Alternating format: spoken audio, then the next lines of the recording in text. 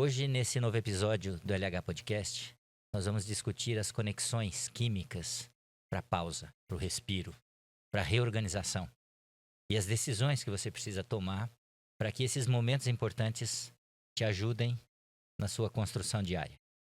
E quem vai falar sobre isso conosco hoje vai ser a Carolina Rocha. Carolina Rocha é especialista em liderança com mais de 20 anos de carreira em áreas comerciais e de marketing. Como executiva, formou e liderou times diversos em ambientes desafiadores com passagens por empresas importantes como Microsoft, Google, Grupo Pão de Açúcar. Nesses locais, ela conciliou o desenvolvimento de talentos e negócios, sempre à frente de temas importantes como equidade, diversidade e inclusão, com destaque para o Google, onde ela liderou esse tema por 5 anos. Carolina acredita que somos muito mais do que um crachá e que o sucesso profissional precisa de equilíbrio para ser realizado. Além de mentora e palestrante, foi coautora do livro Mulheres do Varejo. E a sua paixão por cicloturismo a levou a pedalar por mais de 20 países, moldando o que ela intitula de habilidade extraordinária, extra em caixa alta, e a gente vai falar bastante sobre isso. Aquelas que nos levam a uma vida mais potente. No auge da trajetória, realizou pausa planejada para pedalar até o acampamento de base do Monte Everest. E desde então, pesquisa a condição humana na era da aceleração. Hoje, a Carolina usa a bagagem executiva, a metodologia, a arquitetura da pausa, tema do nosso episódio. Um método que alavanca pessoas e empresas na construção de carreiras realizadoras e negócios sustentáveis. Carol, estou muito feliz que deu certo de você estar aqui. É um prazer recebê-la. Eu também, o prazer é todo meu, Luiz. Obrigada pelo convite. Tenho certeza que vai ser uma conversa muito boa, que eu vou aprender um monte com a troca. Sempre muito bom estar com você conversando. Sempre bom. Carol, lendo a sua bio, né, como a gente falou há pouco, eu tenho um roteirinho aqui, né, falando de eras digitais. Eu gosto do papel e caneta também. Eu queria que você começasse a falar um pouquinho pra gente, assim, uma provocação. As coisas não são excludentes, né? Mas o que eu queria que você começasse a discutir é um pouquinho assim, nessa tua experiência, gerir tempo, pessoal, profissional, e gerir pessoas. É possível fazer uma diferenciação do que é mais difícil, do que é mais prazeroso? Enfim, eu queria ouvir um pouquinho nesse tópico. Super legal essa pergunta. É uma pergunta difícil, né, para começar. Mas eu acho que é muito prazeroso gerenciar pessoas. Uhum. E acho que isso esbarra numa gestão coletivo consciente do tempo, né? O tempo, ele é um pacto coletivo. Então, Sim.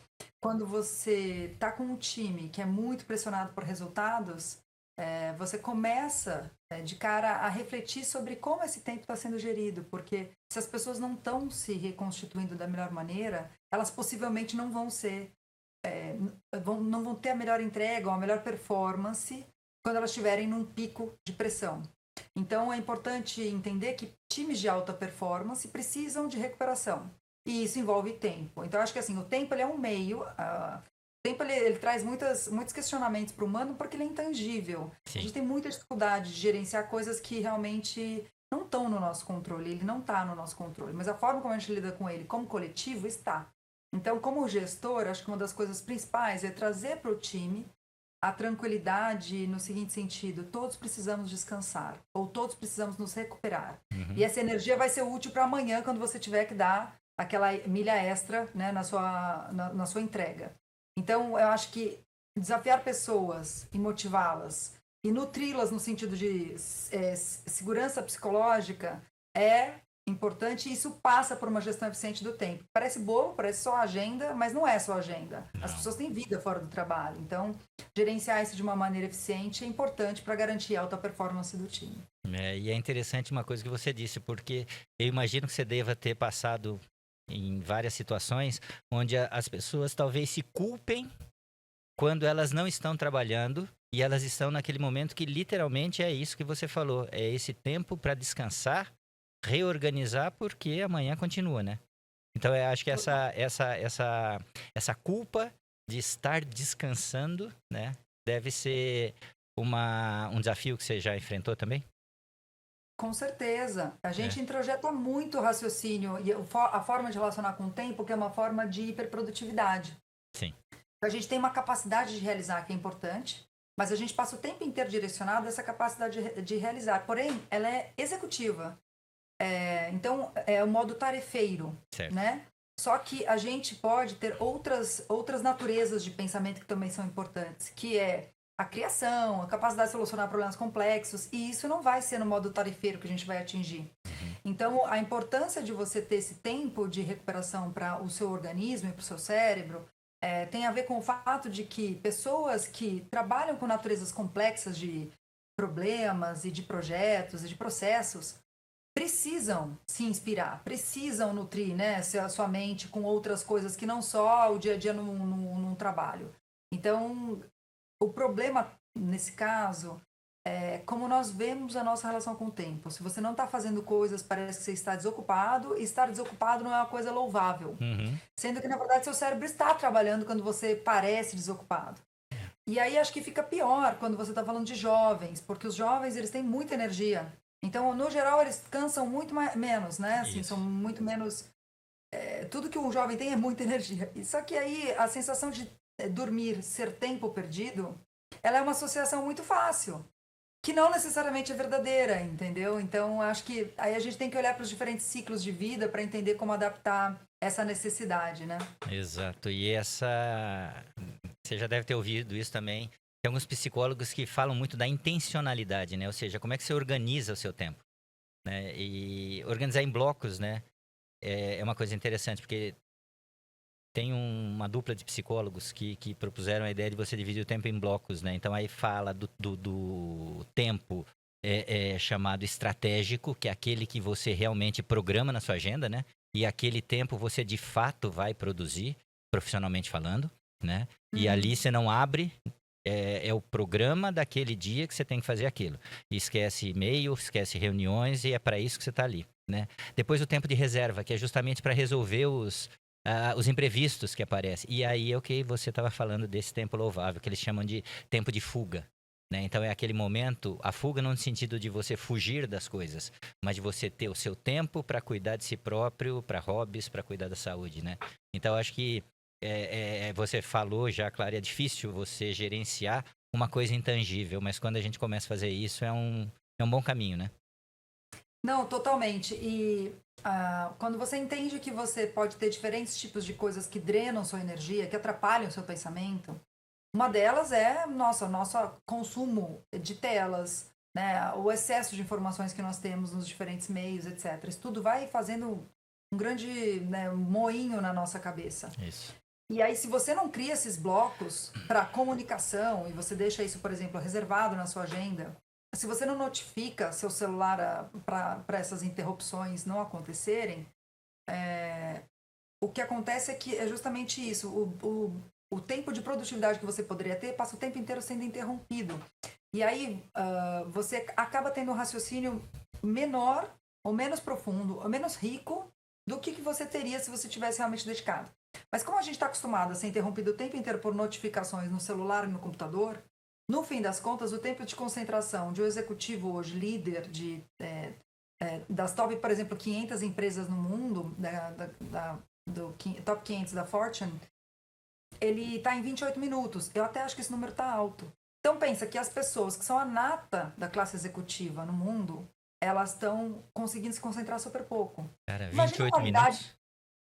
28 minutos, fala sobre isso, porque é alto, 28 né? minutos. Esse é um levantamento que foi feito para a revista Fortune, entrevista com presidentes das 500 maiores empresas. E aí se pensa, se a nata dos executivos está tendo essa qualidade de raciocínio e está tendo esse tipo de tempo para concentração, imagina as pessoas que não estão no topo da pirâmide executiva. Então, acho que esse é o pensamento que a gente tem que ter. Que a gente se acostuma a ser interrompido, e aí a gente é tão interrompido por notificações, por exemplo, por e-mails, e quando a gente precisa se concentrar, a gente já se acostumou a se interromper. Isso. Então, é isso que a gente precisa desprogramar, entendeu? Redirecionar, ou fazer um novo treinamento, né? Eu acho que isso é uma atividade contínua. Porque senão você deixa daquela situação de uma tensão produtiva, né? Que é aquela rotina, né? Imagina você falando, né? Os top desse grupo em que a tensão é é o normal, é a rotina, e dentro disso as pessoas estão acostumadas, então elas lidam com isso de uma maneira produtiva, né? Então o problema é a hora que essa tensão produtiva ela começa a pender mais para o lado de cá, né? Ou seja, é aquele momento em que você deixa de ser produtivo do ponto no lado profissional e além disso começa a correr o risco de tangenciar a sua saúde, né? Então é um cuidado contínuo, né? Totalmente, exatamente isso.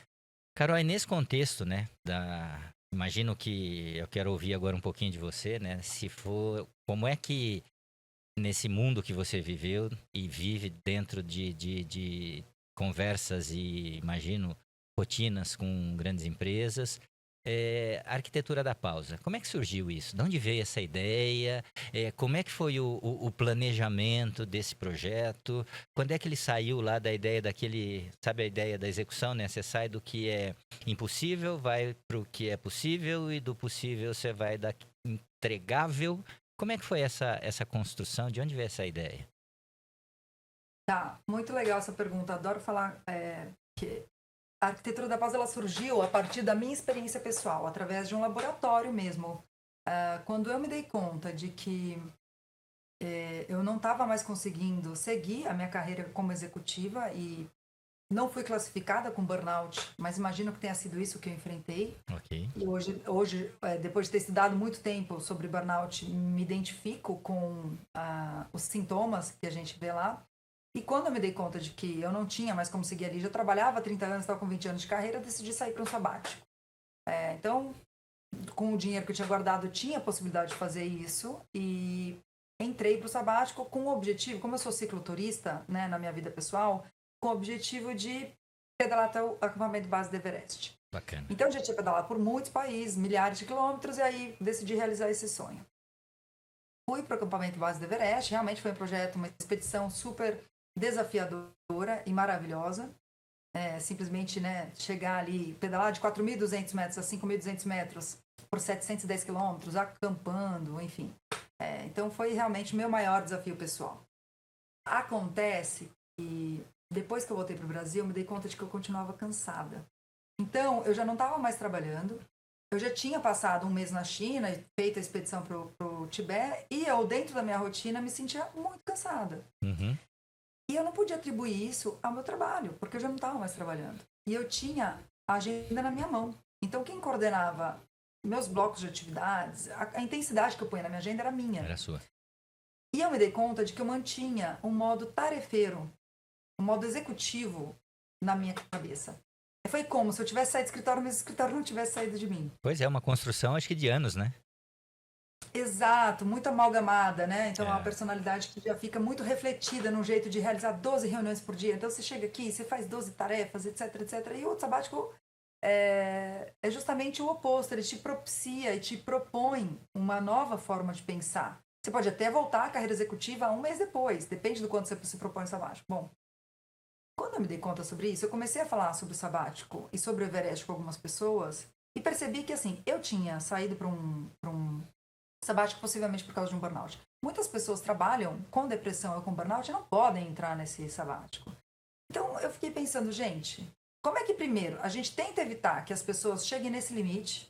Uhum. Depois, como é que a gente pode, dentro de um dia a dia que se mantenha, porque nem todo mundo pode pedir demissão, ter hábitos que sejam micro-hábitos que tragam o mínimo de energia adicional para o seu dia.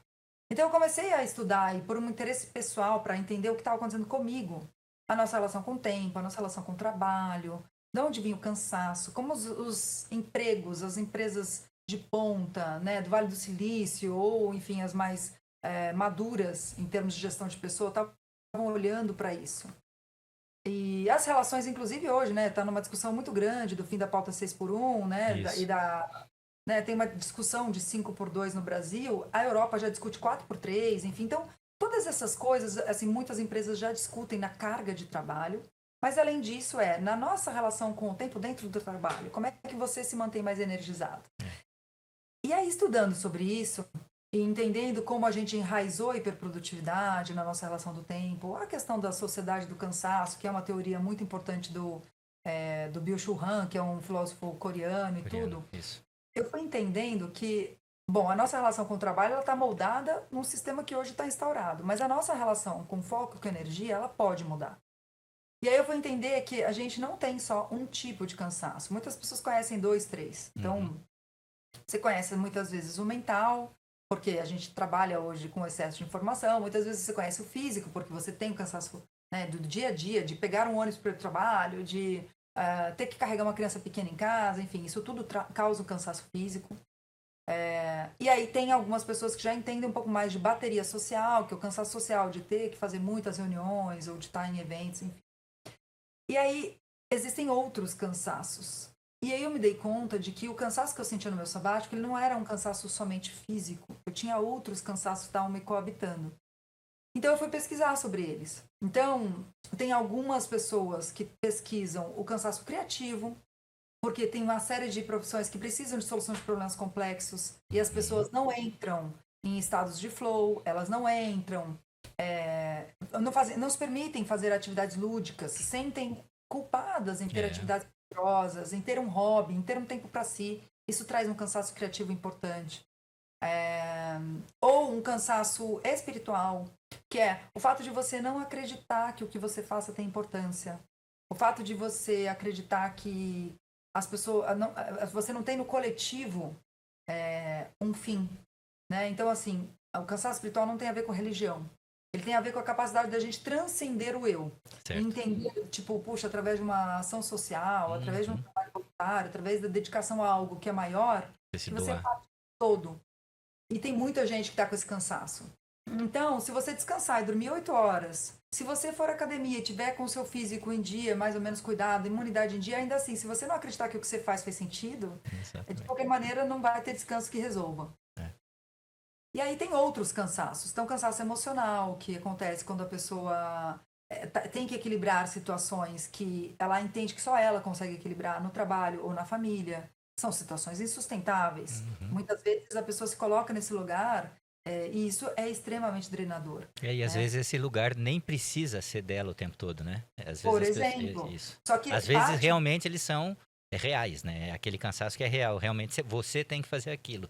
Mas eu imagino que também tenha aquelas pessoas que se apoderam desse local sem necessariamente precisar ficar sozinha ali, né? Exato. E aí, a psicologia trabalha isso muito. Eu não sou psicóloga, mas o que eu entendo é que, assim, muitas vezes a gente não tem condições de assumir certas emoções. Então, como a gente não tem consciência, ou não externaliza, a gente vai silenciando essas emoções. Isso gera frustrações. Essas frustrações, quando não trabalhadas, elas vão dificultando a nossa regulação emocional. E aí, imagina que você está numa empresa, trabalhando um monte, tendo que entregar, passando por um super estresse com volume de trabalho, com poucos recursos, metas super desafiadoras. E aí, você ainda assim passa por situações que você não consegue se expressar. Você não consegue, você é o pivô do equilíbrio dessa situação no seu trabalho ou na sua família. Então, fora o cansaço mental de trabalhar sob estresse, né? Fora o cansaço físico da jornada longa, etc., às vezes você está num super cansaço emocional. Então, estou citando... Não, eu só ia falar porque é aquela situação, às vezes, do desequilíbrio intencional, né? A pessoa, às vezes, não achou esse momento em que agora eu preciso, nesse determinado período de tempo, focar mais a família. Esse momento eu preciso focar mais o emprego, enfim. E isso não é fácil fazer, né? De jeito nenhum. Esse desequilíbrio, esses ajustes, ou seja, você lidar com esse caos diário no sentido de... eu, particularmente, também não acredito muito nessa ideia, não. É um equilíbrio e 50%, para mim, é um caos que você gerencia. E sim, tem momentos que você vai ter que intencionalmente escolher um lado, né? Total. Assim, tem muito da vida da gente, a gente está passando por momentos de desequilíbrio. Equilíbrio é muito difícil de atingir. Sim. A questão toda é o tamanho desse desequilíbrio, né? E quais são as ferramentas que você vai desenvolvendo para sentir menos impacto. Então, a arquitetura da pausa, neste caso, ela é um processo que pode ser uma palestra, pode ser uma mentoria, pode ser um workshop, e ela investiga a relação de cada um com o tempo, porque ela é muito subjetiva, cada um olha o tempo de uma maneira. Okay. Tem gente que é lento e trabalha num processo que é rápido. Tem gente que se considera apressado, mas trabalha numa empresa, numa instituição que tem movimentos lentos. Quando você vê que a sua velocidade interna e a relação que você tem com o tempo, ou com o seu ritmo de vida, está descompassado, você já começa por aí com uma frustração, de alguma maneira, que pode ser pequena ou grande, mas ela, enfim, tá ali, de alguma maneira, no seu inconsciente.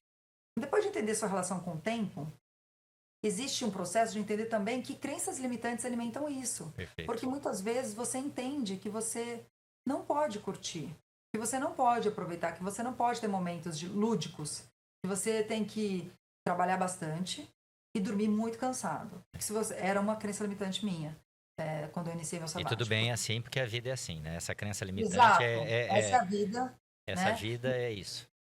E muitas vezes a gente passou por situações, né? A gente vive num país super desigual, a gente teve muitas questões econômicas. Então, é muito normal dentro de uma família termos familiares que tiveram problemas, empresas que foram criadas e faliram, ou pessoas que foram demitidas e ficaram muito tempo sem se recolocar. Isso tudo é parte de uma sociedade que é desigual economicamente. Então, assim, é normal a gente ter uma dinâmica familiar, pais que passaram por escassez, e aí filhos que de alguma maneira, tem uma relação com o plano material que é uma relação de ter que poupar, não poder usufruir, enfim.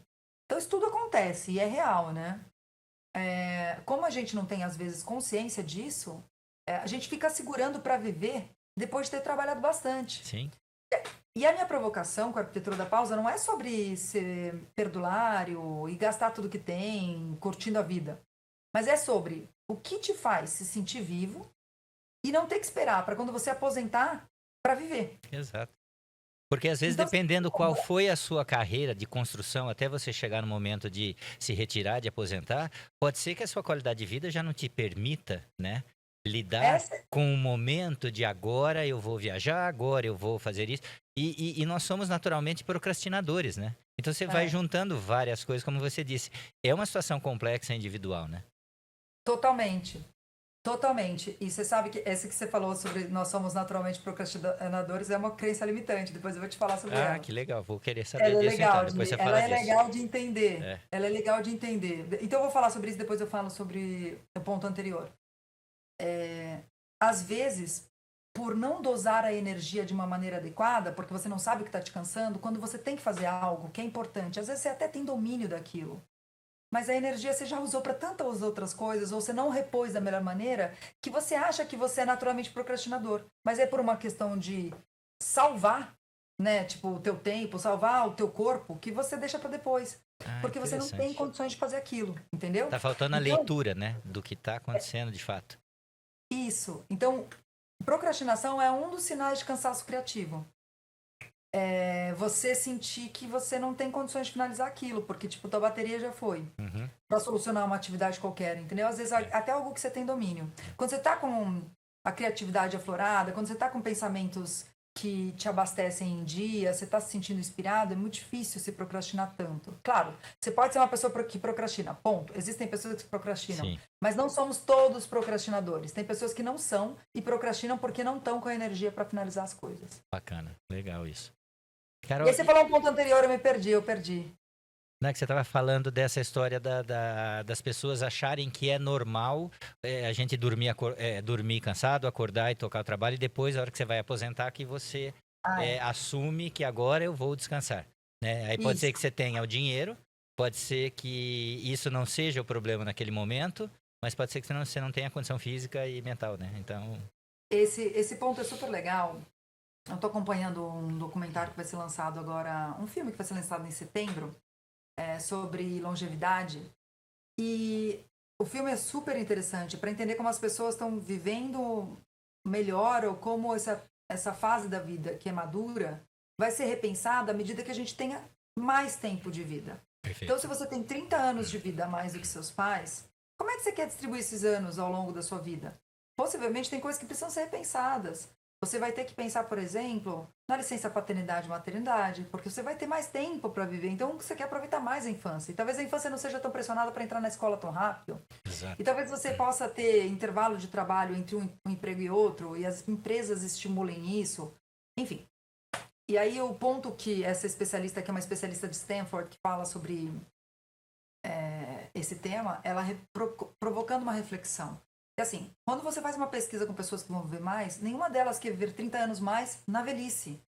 Viver mais quer dizer assim, ó, aproveitar a vida. Elas querem aproveitar a vida na vida adulta. Sim. Então, isso é internalizar um modo de vida sabático. Ok. É você pensar como é que você vive uma vida realizadora enquanto você ainda está produzindo PIB, está gerando riqueza, etc, etc. Mas você não precisa viver para trabalhar, né? Exato. Como é que você inclui 1 hora na semana para fazer alguma coisa que seja realizadora para você Bacana. no âmbito pessoal. Exato. Pode ser difícil para algumas pessoas no começo, mas é uma coisa treinável e executável, né? Ela é factível.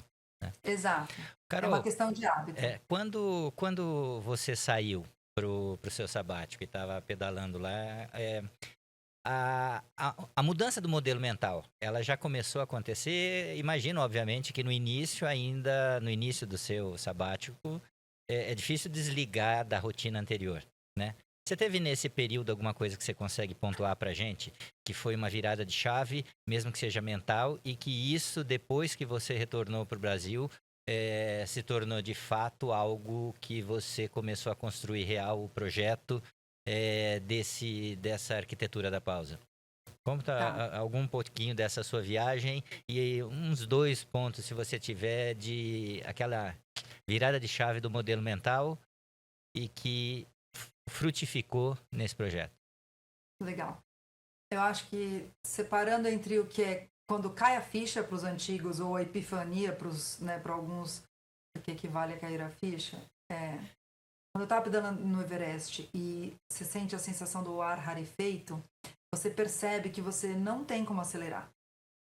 E aí, para mim, ali, eu me dei conta, eu tive um momento de, profundo sentimento no corpo mesmo, de que não adianta você insistir quando você não está conseguindo respirar. Fantástico. Você vai fazer força e seu corpo não vai conseguir seguir adiante. Então, nessa jornada, eu me dei conta de quantas vezes eu insisti. Né? Porque o burnout ele não é um cansaço extremo. O burnout ele acontece quando você diz, às vezes, sequenciais nãos para o seu corpo. E aí ele chega um momento que ele fala assim, daqui você não vai passar. E para dizer, você fala vários nãos para dizer um sim que você podia dizer não, né? Na hora que você começa a entender isso. E é legal, só também fazendo um gancho, chega uma hora que você também percebe que tem coisas muito maiores que a gente. E aceita. E tudo bem. Exatamente. Exatamente esse ponto. Então, para mim, a epifania foi pedalando, me dar conta de que eu não tinha como seguir num ritmo que eu achava que era o ritmo que eu teria condições de seguir, porque eu não tinha ar. E ali eu parei para pensar no seguinte, gente, quando você insiste em algo que você não está conseguindo persistir, talvez isso te adoeça. Então essa para mim foi a epifania. Bem provável. Aí corta, volto pro Brasil, me sinto cansada. Me sinto cansada sem ter alguém imprimindo em mim uma agenda que é exterior, uma agenda só minha. Aí eu paro para pensar, tem alguma coisa errada na minha mentalidade. Perfeito. Porque eu tô colocando em mim esse ritmo. E aí, para mim, a segunda epifania nesse processo foi, eu já tinha organizado todos os armários, tinha feito todas as reformas, já tinha doado tudo que eu podia. Sabe aquelas coisas que ficam paradas na sua vida e você aproveita umas férias, um fim de semana, um período mais longo para fazer? Chacoalha e reorganiza tudo. Isso. Só que chegou um momento que as coisas começaram a bagunçar de novo. E já começou a acumular de novo. Já começou a precisar de outros consertos. E aí eu falei, gente, a vida, ela é um grande contínuo. Sim. Eu tô me organizando para colocar coisas em ordem e talvez eu precisasse encaixar isso mais no meu dia a dia, porque se eu deixar represar, eu fico represando para um momento que ele é idealizado, porque as coisas organizam e desorganizam. Então é mais importante entender essa frequência, esse contínuo, do que necessariamente isolar momentos para fazer grandes empreitadas que no fundo acabam não sendo sustentáveis. Então essa para mim foi a segunda coisa, porque a arquitetura da pausa vem por isso.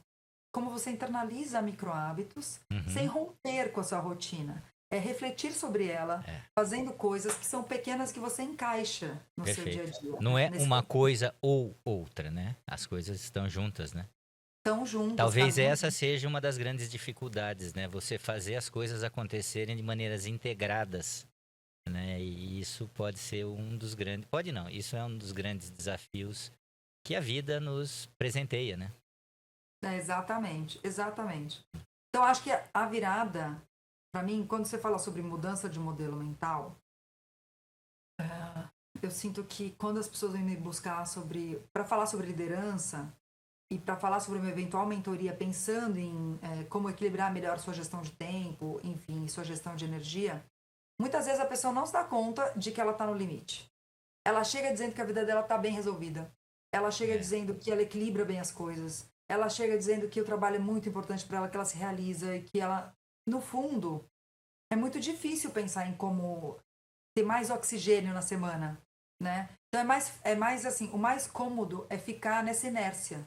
Não que ela seja boa e nem que ela seja saudável. Mas é Isso. muito difícil mudar essas coisas. Parece uma autoafirmação, né? Uma autoafirmação, mesmo sendo negativa, por ser muito difícil mudar, ou para algumas pessoas até momentaneamente impossível, essa autoafirmação, mesmo que enganosa, pode gerar uma falsa sensação momentânea de que tudo bem, é assim e eu vou conseguir. Exato. Então eu acho que as pessoas que mais têm condições de dar esses primeiros passos são as pessoas que ou conviveram com alguém que chegou no limite, então a pessoa viu esse dano. Entendeu? Então, ela viu o quanto um caminho que às vezes não está equilibrado pode te adoecer. Ela viu o quanto no time dela alguém pode estar precisando desse equilíbrio. Então eu acho que é muito sempre sobre uma trajetória pessoal. A gente olha pra gente, percebe alguma coisa que a gente sentiu que passou um pouco do limite, a gente começa a refletir e a gente compartilha com o outro essa experiência.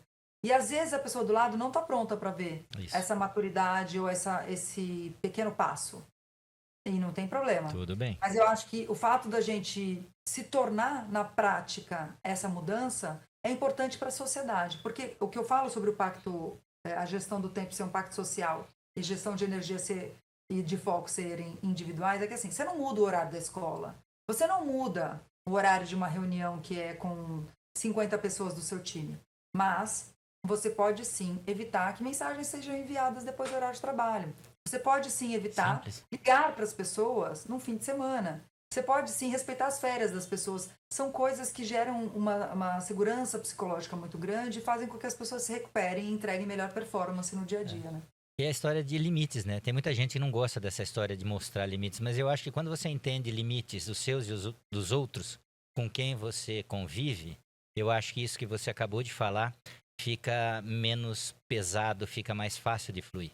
Você respeitar o seu limite e o limite alheio. Isso não quer dizer que você vai podar criatividade, isso não vai deixar de você, fazer de você uma pessoa menos profissional, menos importante, né? Eu acho que é muito pelo contrário. O autoconhecimento e o respeito pelo limite de quem você convive são bases sólidas, né, num relacionamento.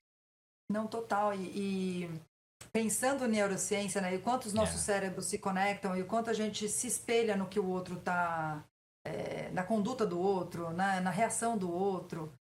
Quando você vê um líder que se regula emocionalmente, ele, para se regular emocionalmente, ele precisa usar muitas ferramentas. Então, olha assim, ele não está no limite físico, ele tem um mínimo de consciência emocional, ele tem um mínimo de respeito pelos pares dele, enfim. Então, tudo isso, o cérebro olha em um piscar de olhos. Né? Assim, em um piscar de olhos, ele leu como é que está esse chefe. Então, quando você tem uma pessoa que não se regula adequadamente, se ela é o oposto disso tudo, o time entra numa insegurança psicológica e basicamente não performa do jeito que poderia. E a gente entra num processo coletivo de adoecimento ou de baixa performance e de baixa produtividade por falta de consciência. Então, quando todo mundo vai aos pouquinhos se regulando, né, dizendo não para uma outra coisinha, é muito difícil dizer não. É muito difícil, né? Essa é uma limitação que todos temos. Mas eu acho que não é sobre dizer não, é sobre pactuar. Né? É sobre fazer uma gestão de tempo que seja minimamente realista. E tem coisas que elas são, né, não reais, são irreais. E aí não se sustenta, né? Então só gera frustração realmente, né? Você sabe que tem um autor já falecido que chamava Hans Rosling, um sueco médico. Ele escreveu um livro que chama Factfulness. E aí tem uma frase dele que eu acho bacana, bem dentro disso que você falou. Ele dizia, tá no livro que se você é humilde para aprender, você se sente muito tranquilo para dizer não. Óbvio que é uma frase, na minha opinião, muito forte e que não é fácil você chegar a esse momento de dizer não, né? Mas ela, para mim, é Uma frase que eu sempre deixo aqui para visitar sempre e sempre que possível eu conseguir o autoconhecimento para poder usar isso no momento correto, seja na vida pessoal, seja no profissional, né? Você ter a tranquilidade de dizer não e tudo bem no contexto, eu acho que é uma...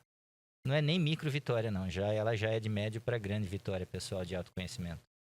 Total. Mas você sabe que quando você tá com um chefe que é de alguma maneira tóxico, e você tem muita dependência desse emprego, por mais humildade Não. e curiosidade intelectual que você tenha, esse exercício do não, ele é mais difícil. Sem dúvida, sem dúvida. Então daí entram as outras compensações. Como é que você se regula emocionalmente? Então você entendeu que você não faria aquilo, você teria dito não. Como é que você gerencia esse impacto? Quais as consequências disso, né? Exato. Carol, como é que a gente poderia pensar, assim, para a gente seguir para a nossa parte final, as demandas que fazem com que você seja procurada, né? Seja dentro das empresas. E eu queria que você fizesse um paralelo das demandas que chegam para você e como é que você usa aquilo que eu disse que eu gostei da sua bio, essas características, habilidades extraordinárias para fazer as pessoas enxergarem coisas que elas têm, elas podem desenvolver, melhorar e isso ajudar nesse relacionamento de qualidade. Então, quais demandas chegam para você? Quais as habilidades extraordinárias que você mostra e sugere para as pessoas enxergarem si próprias, baseada em autoconhecimento e relações humanas de qualidade? Legal. Hoje, a arquitetura da pausa ela recebe mais demandas para palestras e mentorias. Palestras pelo fato de que a gente começou a implantar a NR1 no Brasil, então o primeiro ano dela NR1 é uma norma regulamentadora, não sei se você conhece, que discute que incidentes, riscos psicossociais passam a ser parte de incidentes de trabalho. Ok. E isso surgiu agora esse ano, por quê? Porque a gente está, desde que burnout se tornou uma CID, né, no Ministério da Saúde, o número de afastamentos devido a burnout cresceu 3 dígitos, está quase em 500% em 3 anos. Puxa vida, 3 anos isso. 3 anos, 500%. 480 e pouco, arredondei. Forte, É um número muito alto. Claro, eram números muito pequenos, mas o ritmo de crescimento está muito intenso. E esse é um custo que está sendo transferido para o governo, porque à medida que o Ministério da Previdência tem que pagar por essas licenças, a gente está com uma pandemia silenciosa, né? A gente tem já uma boa parte da população com distúrbios de sono, a gente tem tem um órgão que chama ISMA, que regulamenta como é que são as sequelas de estresse dentro dos trabalhadores, e tem um monte de trabalhadores brasileiros que estão aí com sequelas de estresse, assim, um patamar bem alto dentro da população trabalhadora. Quando você olha todo esse quadro, olhar para riscos psicossociais é muito importante, porque, no fim das contas, as pessoas estão adoecendo. E o trabalho, ele é uma esfera basicamente estruturante na nossa vida. A gente pode florescer ou a gente pode adoecer. Então, acho que olhar para isso é muito importante. A NR1 vai ficar 1 ano trabalhando conscientização sobre saúde mental e sobre esses aspectos dentro das empresas. Okay. Depois disso, vão entrar, sim, as cobranças e multas para as empresas que tiverem registros problemáticos. Então, por que eu estou falando isso? Porque, nesse momento, falar sobre autorreflexão, falar sobre gestão de foco, gestão de energia, são coisas muito importantes. Então, entram pedindo a arquitetura da pausa para workshops e palestras nesse sentido. Essa é a demanda. Essas são as dores, então, principais nesse momento. Para a mentoria, pensa nesses 500%. Então, várias pessoas aí querem discutir, assim, como é que elas podem, às vezes, fazer um sabático. Uhum. Esses 500% você está falando Brasil? Brasil, tudo Brasil. Tá. É um patamar alto para o mundo todo, mas o Brasil tem aí... Está sempre entre segundo ou terceiro lugar nas questões de saúde mental. Triste bom posicionamento. Exato. E eu realmente acredito que a gente tem condições de ser um benchmark nisso. Acho que do jeito que a psicologia, do jeito que a gente está evoluindo em várias questões, eu sou otimista nisso. Mas é muito importante trazer à luz essa questão. Então, trabalhar isso conceitualmente. A minha preocupação é de que as empresas façam isso como uma norma para inglês ver. Uhum. Mas se as pessoas realmente trabalharem A autoconsciência, a autorreflexão, ela não resolve o problema. Porque, no fim das contas, o sistema como um todo precisa amadurecer. Mas a discussão de 6x1, por exemplo, começa endereçando coisas assim, entendeu? A gente não tem como... são evoluções que socialmente precisaríamos ter. Então, se você tem pessoas mais conscientes sobre seu cansaço, sobre seu estado psicológico, sobre seu foco, e aí você tem uma discussão social de como atenuar esses impactos, eu acho que é um encontro positivo. Sem então, isso para a dúvida. cultura da pausa. Em habilidades extraordinárias, a conversa é a seguinte. Em 2017, eu passei por um atentado, que eu estava na França com meu ex-marido, e a gente viu de perto muita coisa ruim, assim, foi aquele atentado em Nice que um caminhão atropelou muitas pessoas, matou muitas pessoas, a gente estava lá. Nesse momento, assim, esse foi um ano duro, eu me separei logo na sequência, houve um diagnóstico de uma doença na minha família, eu tive um diagnóstico errado de saúde também. Foi um ano muito... pesado, muito tenso. De olhar para frente, para a finitude, e pensar assim, gente, essa vida que eu tô levando é a vida que eu quero levar? Uhum. Eu faço coisas que realmente me considero viva ou se eu tô trabalhando? Eu tinha um ritmo muito intenso de trabalho. E aí, nesse momento, eu comecei a pedalar pelo mundo. E quando eu comecei a pedalar pelo mundo, eu me dei conta de que eu me tornei uma pessoa mais resiliente. Então, eu era muito controladora. E aí eu me dei conta da diferença entre planejamento e controle. Eu comecei a ter contato não só com culturas que a gente está acostumado a viver em viagem, mas quando você pedala, você entra pela periferia da cidade, você passa pelo quintal das casas, então você tem um olhar para a cultura das pessoas que é menos... menos turístico de pontos importantes, vamos dizer assim. Isso, talvez menos montado, talvez menos maquiado, talvez acabe sendo mais improvisado, mais natural. Então, eu comecei a prestar mais atenção nesse aspecto da multiculturalidade, que sempre me atraiu muito e que é muito importante para você ter criatividade, curiosidade, né? Pensamento crítico, visão sistêmica, enfim. E aí, também percebi que uma das partes mais importantes dentro de cenários de grandes empresas como Microsoft, Google, Grupo Pão de Açúcar, é a solução de problemas complexos. Isso. E ela começa também como você faz quando você está numa empreitada pedalando, numa eventual gestão de crise, num problema que você tem que solucionar, que às vezes não parece ter solução óbvia. Então, essas para mim, quando eu fui levando ao extremo esses pensamentos que são soft skills e que a gente já tem no dia a dia das empresas, eu me dei conta de que às vezes você intensifica isso tanto através de um hobby. Por exemplo, se você gosta de fotografia ou de mergulho, ou se você gosta de teatro, cada um desses hobbies vai te trazer uma característica que você vai trazer para o seu trabalho. Isso. Possivelmente, como somos um só, não existe pessoa física e pessoa jurídica. Se você é um bom ator, possivelmente no trabalho você vai ter uma ótima oratória. Se você é um mergulhador, você vai conseguir segurar bem o seu fôlego em muitas situações e vai trazer essa analogia internamente, né? Se você joga pôquer, você vai ter essa estratégia de jogo, essa leitura de pessoas no seu dia a dia. Estou dando exemplos aqui. Uhum. São exemplos que nós fazemos no dia a dia, mas que quando você tem um hobby e você intensifica essa prática, isso se torna uma habilidade extraordinária. Eu coloquei em caps lock o extra, porque nos Estados Unidos, em alguns países, eles usam isso como mad skills, ou habilidades incríveis. Mas acho que extraordinárias, acho que é isso. Assim, quando você se torna muito bom naquilo, você se dá conta de que você já fez em situações tão extremas, que você traz isso para o seu dia a dia de uma maneira muito tranquila. Então, esse eu acho que é um tema que eu gosto de falar para as pessoas buscarem caminhos na vida delas que energizem elas. E eles são úteis em discussões, por exemplo, em times de alta performance que passam por muita pressão, profissões como a medicina, ou estudantes que acabaram de passar num vestibular e tiveram um ano de tudo muito difícil. Enfim, então são conversas para as pessoas continuarem se nutrindo e equilibrando a vida, né, nas grandes esferas delas de uma maneira que elas sigam se sentindo vivas. Isso é interessante porque às vezes uma coisa extraordinária para uma pessoa, tudo bem que tem um processo, né? Mas às vezes para ela é uma coisa óbvia, porque faz bem.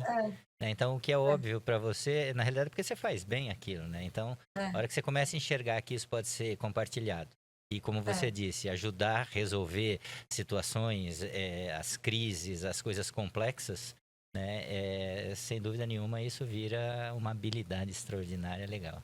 Bem bacana essa analogia. Que legal.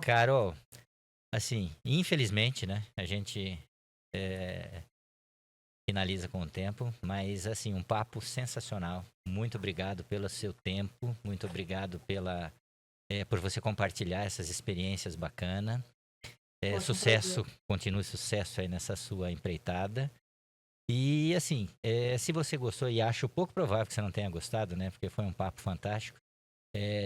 Os endereços de contato da Carolina Rocha vão ficar expostos e você pode conhecer os projetos que ela desenvolve e também os nossos contatos do LH Podcast, os episódios que você pode ouvir também no Spotify e sugestões de próximos temas também podem ser enviados para as nossas redes sociais. Então é isso, Carol. Mais uma vez, muito obrigado pelo seu tempo e sucesso. Luiz, muito obrigada pelo convite. Foi um prazer enorme estar aqui com vocês. Adorei a conversa. Me chama na próxima que eu vou ir ao vivo para a gente bater papo nesse estúdio gostoso aí, lindo. Combinado. Mas foi um prazer enorme. Obrigada pelo convite.